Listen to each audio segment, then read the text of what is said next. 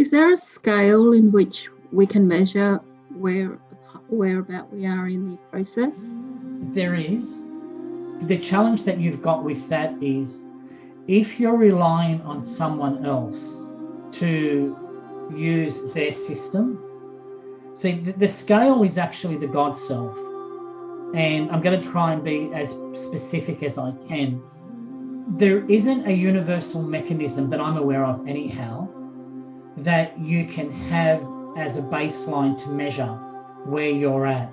But there is a universal common denominator that is common across all of us, all levels of sentience, whether we exist as matter, as corporeal form, as interdimensional energetical form, or even as a particle form. There's a sentience that exists, but you have to access your God self, which means there has to be a relationship that is tangible with your soul, with the eternal aspect of your soul. When you attain that relationship, you then have your own internal mechanism to measure where you're at. So there isn't, in my experience, an outside means to measure. For me, what I do is that I know if my thoughts are being corrupted. I know if I'm contributing to that corruption. I know if I'm acting out and my trauma's coming up and I'm responding to the external world in a way that is toxic. So I have an understanding of my shadow body in my human life, and I have an understanding of my compassionate self. Now, this is in my 3D form. I also have an understanding of those aspects of Phillip, well, not Phillip, but the soul projection, who's not named, in my astral plane. I can also attune to my 5th dimensional compassionate energetical body system, and I have access to, within probably a few paradigms above the 5th system, where my shadow bodies still exist.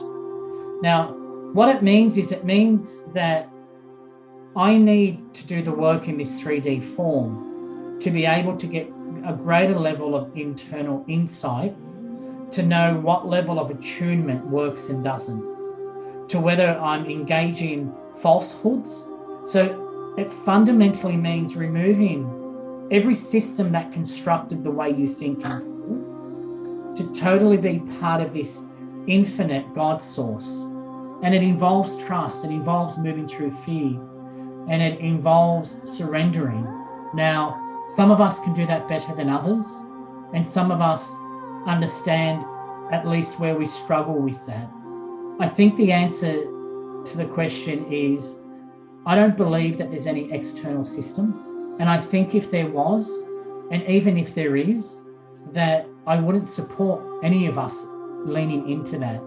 There has to be the internal self that gets accessed. Because I really believe that our souls are so aware that we're not just talking about a 12D system we're learning and remembering, that, the center of the universe, we came from another life source. We existed as another level of sentience before we agreed to be reflected and created within this holographic form. So I think the ability to access internally a way to measure our progression, I really think that part's endless.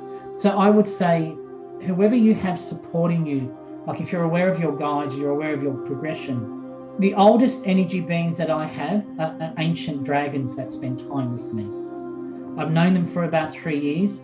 And when I want to source real accurate information around what's working in the system, in the cosmos, the universe, etc., I lean into those ancient dragons that I know have been accurate with me.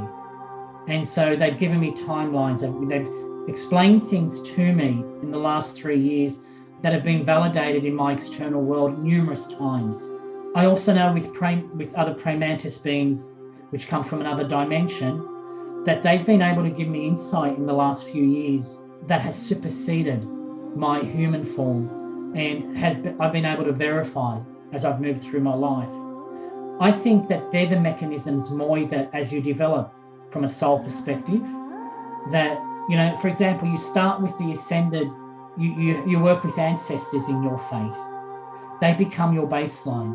then with your ancestors that connect you to the world of spirit and energy, you then expand on that around trust and letting go of fear.